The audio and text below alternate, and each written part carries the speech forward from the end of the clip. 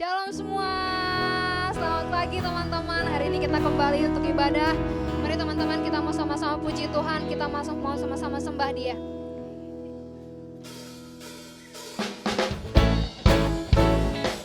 Mari teman-teman kita mau berikan yang terbaik untuk Tuhan.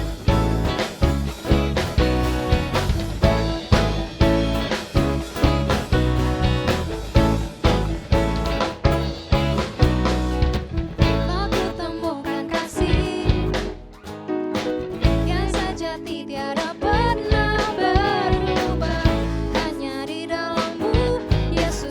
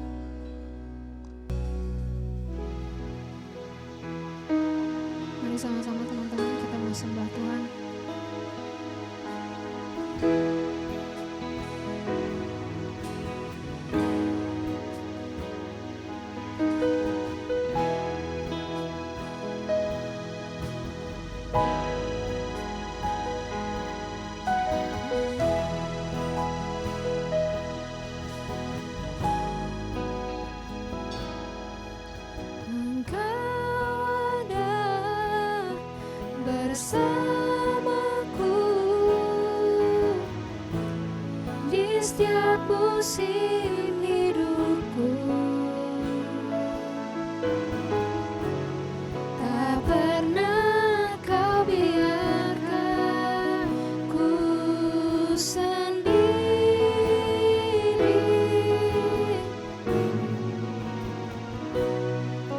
Kekuatan di jiwaku adalah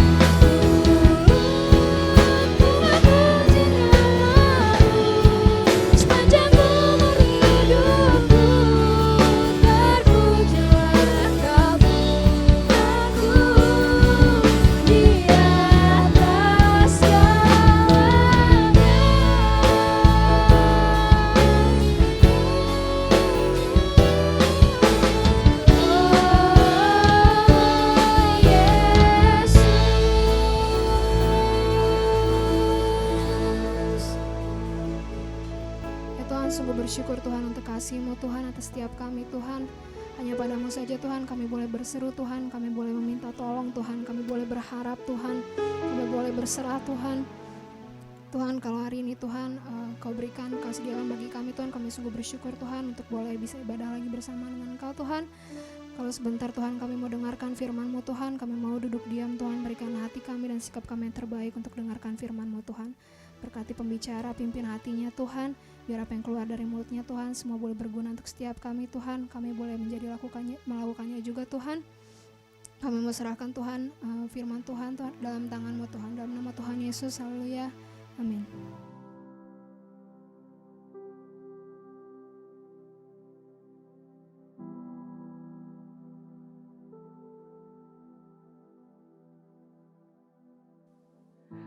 Halo teman-teman, happy Sunday, selamat pagi untuk kita semua. Gue harap kalian dalam keadaan yang baik ya teman-teman. Mungkin kalian bertanya, ngapain gue ada di video ini? Untuk informasi aja, for first time gue membawakan khotbah pada ibadah online sekarang teman-teman. Mending kita bakal samain satu konsep dulu ya.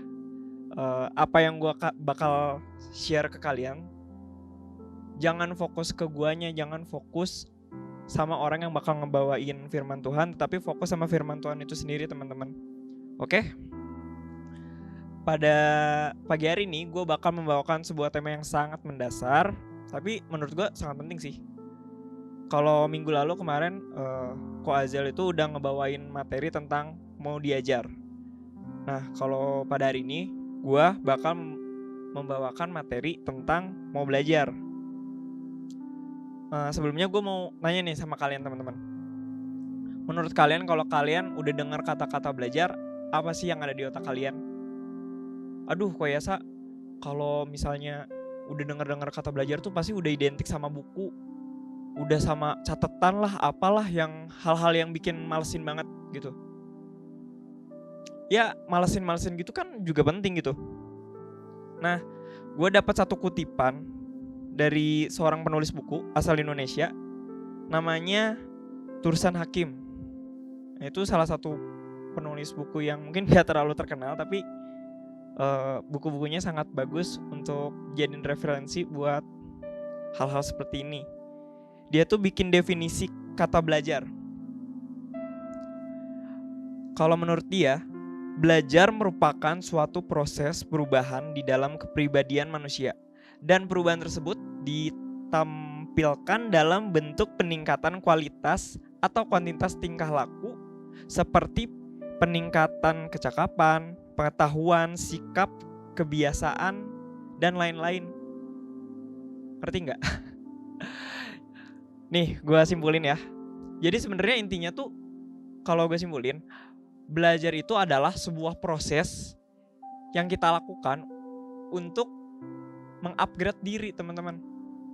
Entah itu dari segi pengetahuan kita mendapatkan wawasan baru dalam sebuah pembelajaran, atau mungkin pengalaman baru, atau mungkin hal-hal apapun yang membuat kita menjadi pribadi yang lebih baru lagi. Nah, sebelum lanjut, kita bakal baca satu ayat. Amsal 18 ayat 15. Gue bakal bacain buat kalian. Amsal 18 ayat 15. Bunyinya, hati orang berpengertian memperoleh pengetahuan, dan telinga orang bijak menuntut pengetahuan. Nih, kalian garis bawahi dari telinga orang bijak menuntut pengetahuan teman-teman. Isi Alkitabnya itu menurut gua, menurut pandangan gua, itu tuh menuntut kita tuh untuk selalu menuntut mencari pengetahuan, rindu untuk mempelajari suatu hal teman-teman. Nah, mempelajari tentang apa sih? Nah, pada hari ini gue bakal review dikit materi-materi yang udah pernah kita pelajari dari bulan Mei Juni sampai Juli. Nah, di bulan Mei waktu itu kita sudah mempelajari apa itu karakter yang dibawain sama Kak Santi. Nah, waktu itu saat kita bahas karakter itu, Kak Santi itu ngomong kayak gini. Karakter itu berbicara tentang iman kita. dia juga sempat menyematkan kata-kata kalau kita tuh harus memiliki karakter yang berintegritas. Tuh sama yang paling jadi, yang sangat jadi pengingat buat gue tuh tuntutan orang Kristen. Tuhan itu mau kita sebagai orang Kristen itu menjadi berbeda dari dunia. Lewat apa? Lewat karakter kita. Nah itu bulan Mei ya teman-teman. Waktu itu juga kita belajar di bulan Juni mengenai penyembahan. Waktu itu yang bawain itu kayak podcast gitu sih, ada Om Edo sama Abed. Nah waktu itu gue ngambil kutipan juga dari Ko Abed. Ko Abed itu menjelaskan apa itu penyembahan sih. Kalau kata Ko Abed itu waktu itu dia bilang penyembahan itu ya keseluruhan gaya hidup kita. Itu adalah bentuk ekspresi kita dan keadaan hati kita teman-teman. Itu penyembahan yang baik. Jadi dia tuh menyimpulkan kalau penyembahan itu gak selalu melulu tentang kita lagi di gereja terus kita nyanyi-nyanyi, itu penyembahan gak itu doang teman-teman. Penyembahan itu lebih dari itu. Penyembahan itu tentang kita, tentang ekspresi kita dalam kehidupan sehari-hari, gaya hidup kita di luar gereja maupun di dalam gereja. Itu tentang penyembahan. Dan yang satu lagi yang di bulan Juli waktu itu tuh kita ngebahas tentang pelayanan yang dibawain sama Om Edo. Om Edo tuh berpesan waktu itu, dia kasih sharing kalau pelayanan itu kita harus segenap hati dalam melayani. Terus dia juga gue dapat pembelajaran waktu itu ada 2 macam pelayanan itu. Yang pertama pelayanan secara pribadi dan pelayanan secara umum. Nah, dari ketiga poin itu nih ya, kalau kita rangkum, ini kenapa sih kayak ngapain sih di flashback, ngapain sih kayak diingat-ingat gitu. Sebenarnya kalau kalian pikir-pikir, per 3 poin ini tuh gak bisa berdiri sendiri teman-teman. Antara karakter, penyembahan, dan pelayanan. Ketiga itu memiliki keterkaitan satu sama lain. Gak bisa kayak poin karakter gue berdiri sendiri gitu. Gak bisa. Mereka itu punya hubungan satu sama lain. Contoh nih ya teman-teman, soal ketiga keterkaitan ini. Misalnya ada satu anak, dia memiliki keadaan hati yang baik. Maksud gue karakter yang baik. Di karakter yang baik ini tuh bakal mempengaruhi apa teman-teman? Penyembahan dia kepada Tuhan. Ada poin di sini kalau kita penyembahan itu harus apa adanya, no fake lah. Kan kita udah sempat belajar tuh kalau penyembahan itu adalah keadaan hati kita. Ya berarti itu gimana? Sebenarnya sangat berpengaruh sama karakter kita juga dong. Misalnya kalau karakter gue tuh udah sesuai dengan apa yang Tuhan mau, tentunya penyembahan yang gue panjatkan itu sesuai dengan keadaan hati kita. Keadaan hati kita sesuai juga dengan karakter kita, pembawaan kita yang sudah sesuai dengan apa yang Tuhan mau teman-teman. Dan itu juga bakal berpengaruh pada pelayanan kita. Misal waktu itu kok Om Edo itu pernah berpesan kalau pelayanan itu harus ada 2 macam kan, tadi yang gue bilang, secara pribadi maupun secara umum. Nih kalau di poin secara pribadi, pelayanan pribadi itu merupakan pelayanan yang buat diri sendiri. Entah itu baca Alkitab sendiri, entah itu berdoa kepada Tuhan. Pokoknya pelayanan lu untuk diri lu sendiri gitu, untuk memenuhi kebutuhan lu. Saat itu udah beres, lu baru bisa melakukan pelayanan secara umum. Secara umum itu lu bisa menjadi berkat bagi teman-teman lu, bisa melayani keluar dan lain-lain teman-teman. Nah, dari ketiga poin itu gue yakin kita itu manusia biasa teman-teman. Kita tuh kadang adalah orang-orang yang biasanya kepikirannya tuh, oh gue kadang ya pikiran manusia tuh kalau misalnya di poin karakter, oh gue baik-baik aja kok, gue baik-baik aja, fine-fine aja, kehidupan gue baik-baik aja tuh, gak ada yang selek sama gue atau gimana. Penyembahan gue, ya gue datang ke gereja, gue pas nyanyi ikutan dan lain-lain gitu. Gue pelayanan aktif kok, gue tiap minggu pasti ada pelayanan gitu. Kadang kita tuh menempatkan standar kita kalau kita tuh sebenarnya udah baik di mata Tuhan. Padahal belum tentu. Kita tuh nggak boleh nyamain standar kita sama standar Tuhan, teman-teman. Kadang kita merasa cukup, kadang kita merasa gue udah cukup kok. Maksudnya gue sebagai orang Kristen gue sudah menjalankan apa yang menjadi keharusan gue. Enggak gitu. Lu belum cukup gitu. Maksudnya saat lu menempatkan standar kok lu kecukup itu sebenarnya lu kurang. Kalau lu masih ngotot kayak enggak kok, gue baik-baik aja gitu, kayak gue udah hubungan relasi gue sama Tuhan baik kok, gak ada masalah apa-apa. Lu tidak mau mengupgrade diri lu tidak mau belajar untuk menjadi lebih baik lagi dari sekarang. Percuma coy, kayak apa ya?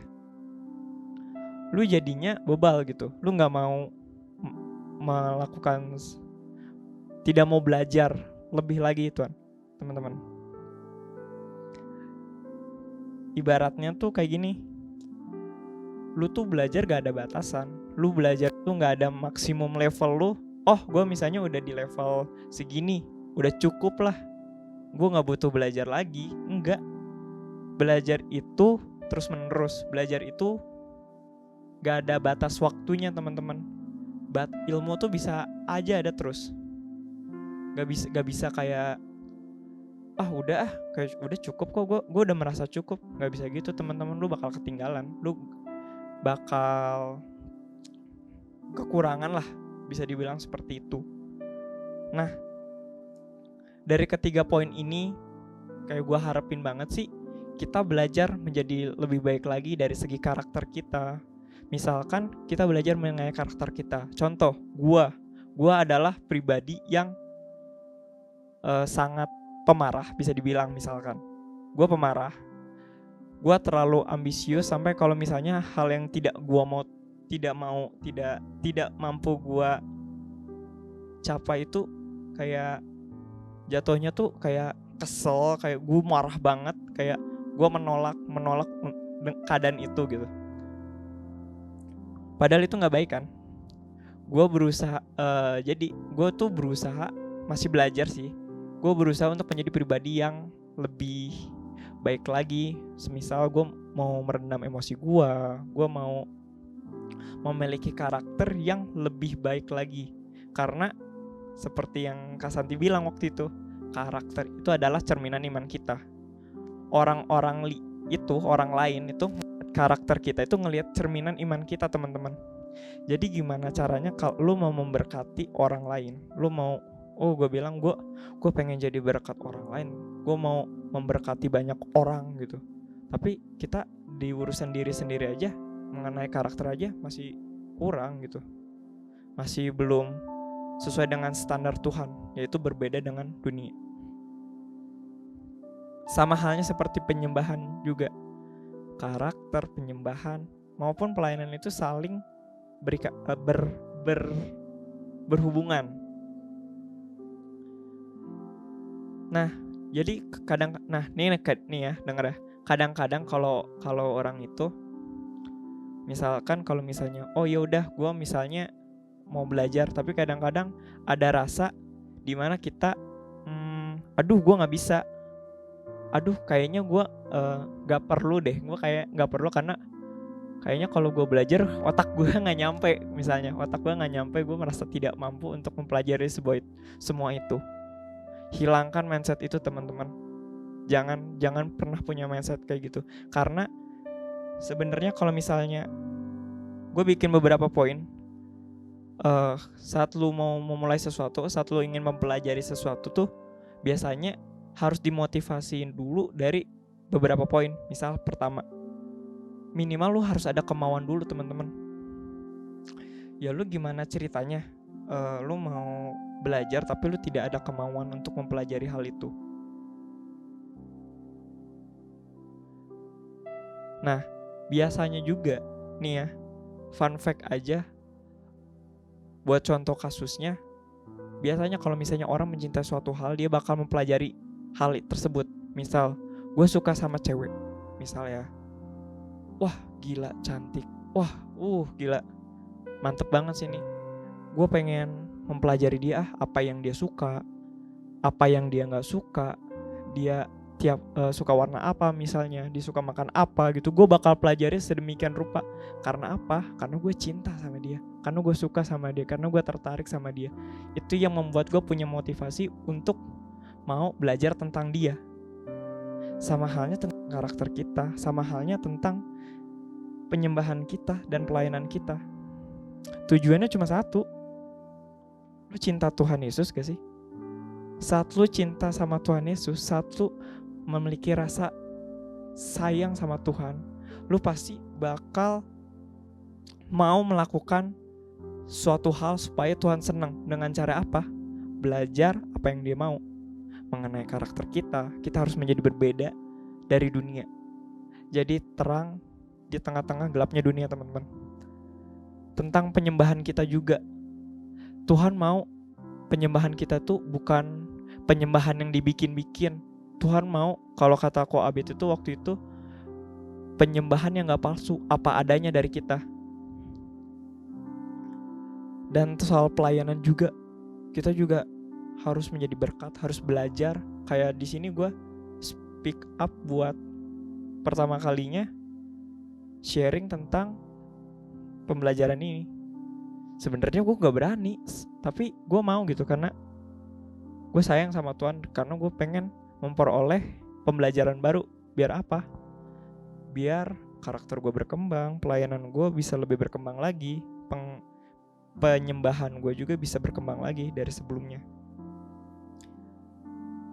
Nah, coba kita buka dulu di Amsal 4 ayat 13.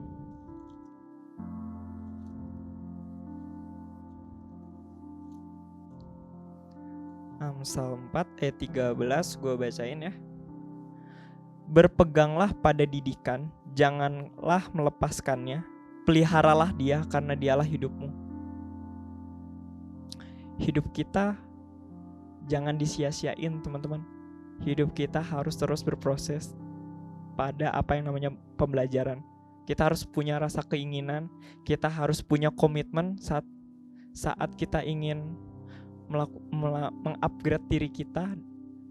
Jadi kalau misalnya belajar gak di tengah-tengah gitu, kayak pas udah di tengah-tengah, aduh kayaknya gue tiba-tiba gak mampu, aduh tiba-tiba gue lagi penurunan iman, udahlah gak belajar dulu, atau gak berhenti aja lah gitu. Enggak.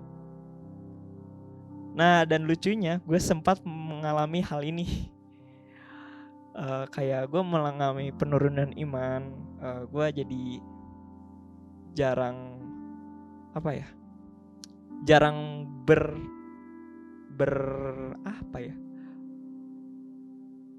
pokoknya gue mengalami penurunan iman lah, teman-teman. Jadi tuh kayak biasanya kayak komsel, kayak family meeting, kayak gue kan dimentorin sama Ko-Peter, tapi gue malah jadi ada jarak. Jadi kadang ada beberapa hal, jadi kayak gue menolak pembelajaran dari mentor gue gitu. Sebenarnya itu nggak boleh harusnya, tapi gue lakuin itu. Dan gue sadar itu adalah hal yang salah, teman-teman. Pemikiran di mana gue tidak mau menerima pembelajaran, tidak mau mengupgrade diri itu menjadi pemikiran yang salah dan membuat hidup gue tidak berkembang, bahkan mengalami penurunan. Nah, terus gimana sih? Bagaimana kita belajar? Bagaimana kita belajar untuk mengupgrade diri kita mengenai karakter kita, mengenai penyembahan kita, mengenai pelayanan kita? Gue ada satu referensi buku. Tunggu. Apa ya? Oh iya, ini tuh Firman Tuhan. Gue berani jamin gak akan ada buku yang lebih baik dari ini, Firman Tuhan ini. Ini tuh isi Firman Tuhan ini udah mencakup segala hal yang kita perlukan untuk mengembangkan diri, teman-teman. Untuk tahu isi hati Tuhan yang Tuhan inginin di kehidupan kita, teman-teman. Apa sih? Tuhan tuh mau apa sih? Gue tuh harus jadi orang yang berkarakter seperti apa sih? Gue tuh harus menyembah Tuhan yang seperti apa sih? Pelayanan gue harus seperti apa? Ada di sini nih. firman Tuhan. Yaitu juga kita juga bisa yang namanya di sini komunitas gue tulis. Di komunitas kita sendiri kita bisa saling belajar satu sama lain. Gak melulu kita yang diajarin, tapi kita juga bisa mengajari orang lain sesama kita. Lewat pengalaman kita, lewat apa yang sudah kita hadapi dan lain-lain. Contohnya kalau di River nih, kan kita punya family sharing tuh. Family sharing, family meeting tuh. Itu bisa jadi sarana loh buat kita untuk mengembangkan diri, untuk belajar. Diajarin sama mentor, terus kita sharing sama sesama teman kita. Bahkan kita bisa ngajarin apa yang sudah kita pelajari dari sebelumnya ke orang-orang lain yang belum mendapatkan pelajaran itu. Jadinya apa? Pelayanan umum. Kita bisa jadi berkat bagi sesama kita. Saat diri kita udah beres, saat diri kita udah merasa sudah mendapatkan pembelajaran yang seharusnya, kita bisa menyebarkan pembelajaran yang serupa ke orang-orang yang belum mendapatkannya. Itu aja sih. Jangan kembali lagi, jangan ada pemikiran kalau bilang tuh kita gak mampu. Gue gak mampu speak up di depan, kayak gue gak mampu apa, kayak lu kalau mau berubah, lu kalau mau mencapai suatu hal, asal ada kemauan, mau dulu aja, bisa. Lu bisa capai itu. Lu bisa pelajari dari awal. Gue mau kesaksian dikit.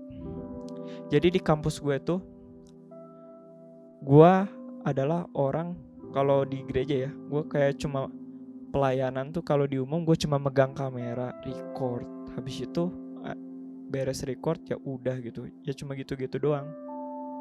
Sampai akhirnya gue pernah di kampus tuh ditanyain sama staff, ada staff di kampus gue, dia ngomong, Vin, lu kelihatannya, gue karena lagi sering ke kampus ya, lu lagi sering kampus ya, ada waktu kosong. Iya emang ada waktu kosong pak, kata gue.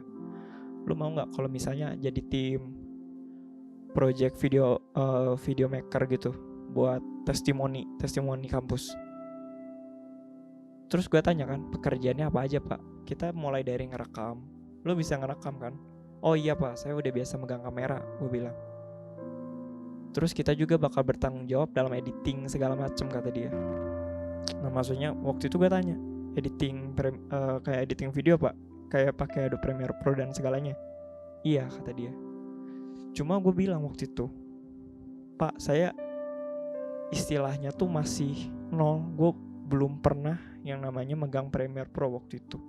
Gue gak pernah megang software untuk ngedit video segala macam, kecuali yang editan di foto gitu, kayak edit di HP itu loh, InShoot, Viva Video Pro gitu loh.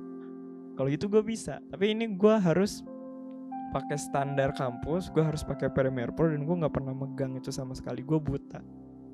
Gue sempet tadinya nggak enak nolaknya sebenarnya, cuma dia kayaknya udah lihat gerak-gerik muka gue kayak gak yakin, terus dia cuma bilang kayak gini, udah lu pokoknya lu mau nggak? Kalau lu mau gue ajarin dari awal, kata dia. Gue yakin kalau lu mau gue ajarin, lu bakal jago, lu bakal pro daripada teman-teman lu. Soal editing video, soal merekam yang baik dan lain-lain. Oke lah, gue sanggupi dengan segala, walaupun gue masih was-was juga kan, soalnya tanggung jawab gue kan pekerjaan gue sama kampus gitu. Kalau jelek kan kampus yang jelek kan berabe juga. Dan sekian lama justru gue kayak dulu yang kayak gue kalau mau ngedit video di Premiere Pro kayak megang aja udah gemeteran pak. Terus tiba kalau dibandingin sekarang kayak buka komputer gitu. Gue buka komputer, oh Premiere Pro ngedit apa video ini, 30 menit beres. Kayak apa ya, bukan sombong, gue gak mau fokus di sombong ya, tapi kayak dari yang gue gak bisa apa-apa sampai gue diajarin sebulan 2 bulan, gue bisa pakai kamera menjadi lebih baik lagi. Gue bisa editing pakai software yang tadinya gue buta, gue gak bisa sama sekali. Dan sekarang gue malah dikasih mandat buat bertanggung jawab dari video maker, gak didampingin dia lagi gitu. Jadi gue berdiri sendiri sama tim gue. Nah saat itu juga waktu gue nyari tim nih, jadi kayak flashback gitu loh. Gue nyari tim yang bisa bantu gue kerja di project itu. Terus adalah beberapa anak yang ngehubungin gue, kok gue mau ikut project lu, tapi gue nggak bisa editing, gue nggak bisa segala macem. Itu tuh persis kata-kata yang gue katain ke bapak staff itu sebelum gue jago, gue masih belajar. Waktu itu pertama kali saat gue ngomong sama si staff itu, gue juga bilang hal yang demikian. Gue nggak bisa, gue gak pernah megang begituan. Tuh kamera cara onnya gimana, cara ngerekamnya gimana, mindahin datanya gimana, rendernya gimana, gue nggak tahu. Terus gue secara otomatis ya gue ngulangin kata-kata yang sama. Gak apa-apa, ayo belajar sama-sama. Gue juga awalnya gak bisa apa-apa. Yang penting lu ada kemauan atau enggak. Kalau lu mau, ayo belajar sama-sama. Lu mau latihan apa, mau training kapan, ayo janjian. Mau kapan latihan, ayo. Dan sampai sekarang kayaknya teman-teman gue yang waktu itu gue latihan juga udah pada bisa gitu. Jadi ngerti gak sih maksud inti cerita ini? Saat lu punya kemauan untuk belajar, minimal kemauan aja, lu bisa mencapai hal itu, teman-teman.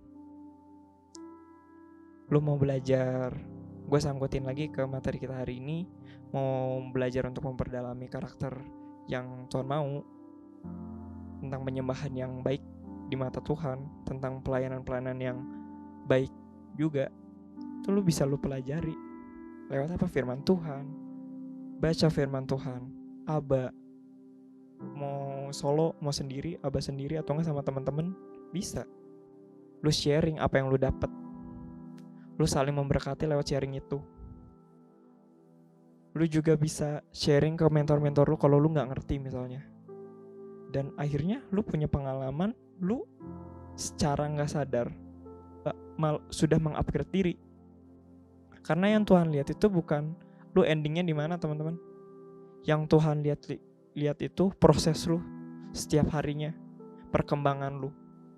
Bukan lu finish di mana. Jadi kalau lu cinta sama Tuhan, kalau lu sayang sama Dia, seharusnya ya, lu mau belajar. Lu mau belajar untuk merubah diri lu. Lu mau belajar untuk tidak bebal, tidak mau menerima pelajaran. Kayak kemarin kata Kwazel tuh, kalau lu menolak pengajaran tuh, lu jadinya angkuh, lu sombong. Jangan gitu, teman-teman. Tetap rendah hati, tetap mau diajar. Dengerin sebuah pengajaran yang baik buat lo. Bijaksana dalam mengambil pelajaran juga ya. Karena pelajaran itu kan semua pengetahuan itu yang baik yang buruk tuh bisa kita pelajari. Nah, kita juga harus pintar memfilter apa yang baik buat kita. Harus bijaksana tentang apa yang bakal jadi pembelajaran buat kita. So itu teman-teman, jangan bosan-bosannya belajar, terus mengupgrade diri. Jangan bosan untuk belajar, karena belajar itu gak ada batasan waktu. Lu bisa jadi apa yang lu mau, asal lu punya keinginan dan kecintaan untuk mempelajari hal itu. Oke, mari kita sama-sama berdoa, teman-teman. Tuhan, terima kasih Tuhan, terima kasih Yesus. Engkau sudah memberikan pembelajaran yang baik hari ini, Tuhan. Tuhan, kami ingin menjadi pribadi yang lebih baik lagi. Tuhan, kami ingin belajar. Tuhan, kami tidak ingin mengeraskan hati, merasa kami sudah merasa cukup, merasa sudah sesuai dengan apa yang Engkau mau, Tuhan. Memiliki standar sendiri, Tuhan.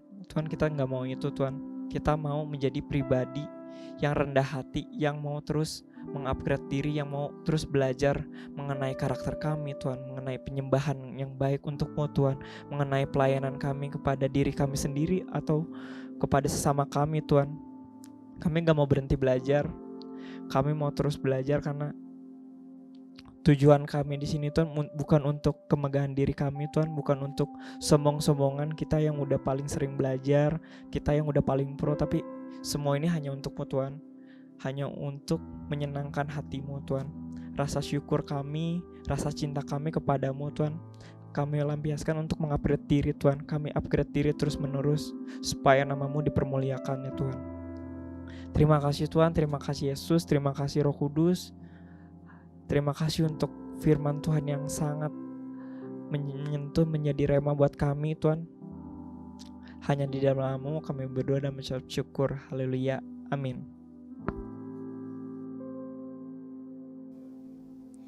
Ya teman-teman, kita sudah dengarkan firman Tuhan dari teman kita Kevin Yasa.